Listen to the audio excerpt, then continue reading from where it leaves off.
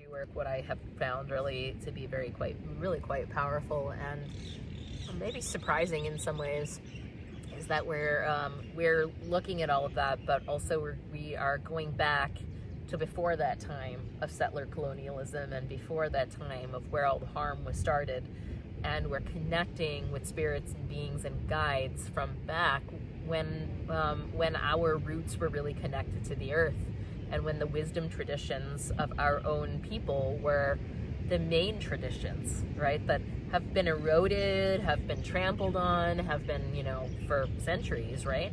And so we're also reclaiming something from there. We're bringing those roots back through us, and we're asking those ones to help to heal, to be part of the healing of colonialism, right? So it's not just us, but it's also our people, and all the ones in our lineage that never wanted that to happen, who are also cringing, that's happened, and are like ready and waiting to be called so that they can be part of the healing journey of it all. Because I don't actually, in my heart, I do not believe that we originally wanted things this way.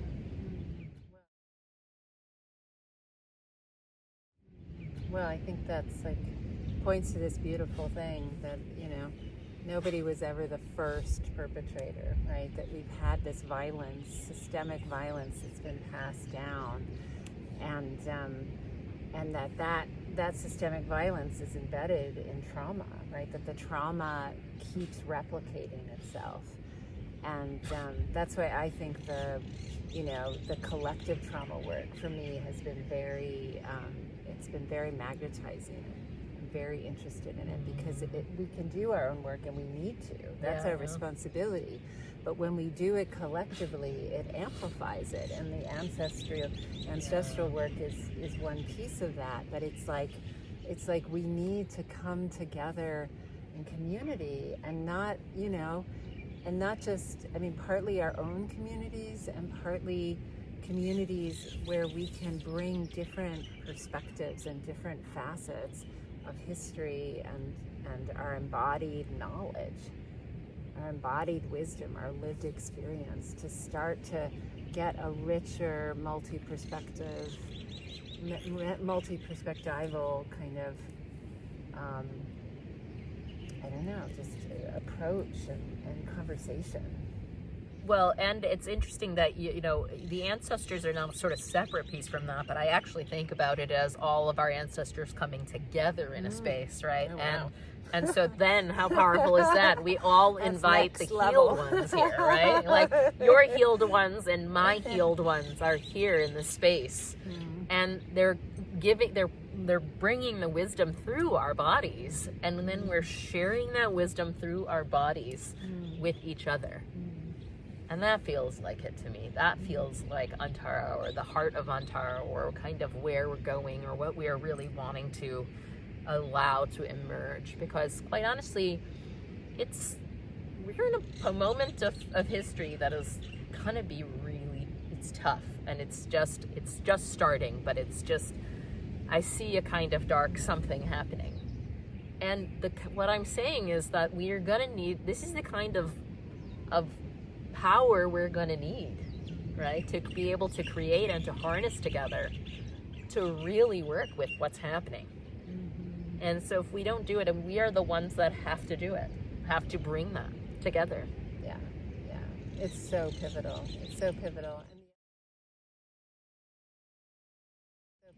And the other aspect of that is the wisdom of the elements. So I'm inspired by the Buddhist model of that, which is the 5 Buddha families, where you have Buddha, Mother Earth, Buddha, Mother Space, Buddha, Mother Fire, Pele, right? Yeah. Buddha, Mother Water, Mamaki, all of these elements that are actually already awake and already contain tremendous wisdom, and they're not just out there, they're in here, right? And so getting in touch with our bodies and nature is part of remembering this kind of reciprocity and interconnectedness between ourselves and these lands. And I think that's a whole nother piece of the work. It is, and it's tied. I mean, in my ancestral journey, what I've kind of witnessed is that each of my lines really has an elemental quality to them.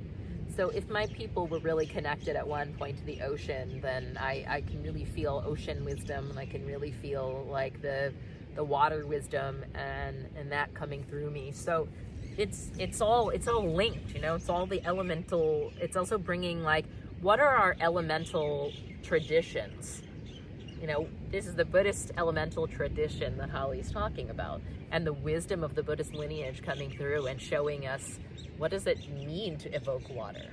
What qualities does water have? And how does that manifest emotionally through our bodies? And how does that manifest in harmful ways in our bodies and whatnot? So that there's a Buddhist elemental framework. And then there's an elemental framework in so many of our indigenous cultures, and in so many other cultures.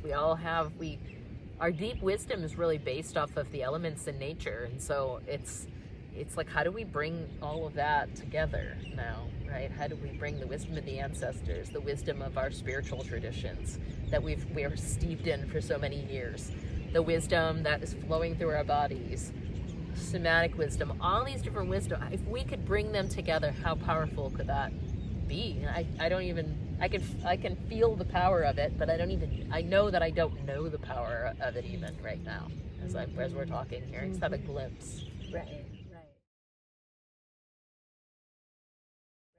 Right. And it's not the power only for our own healing.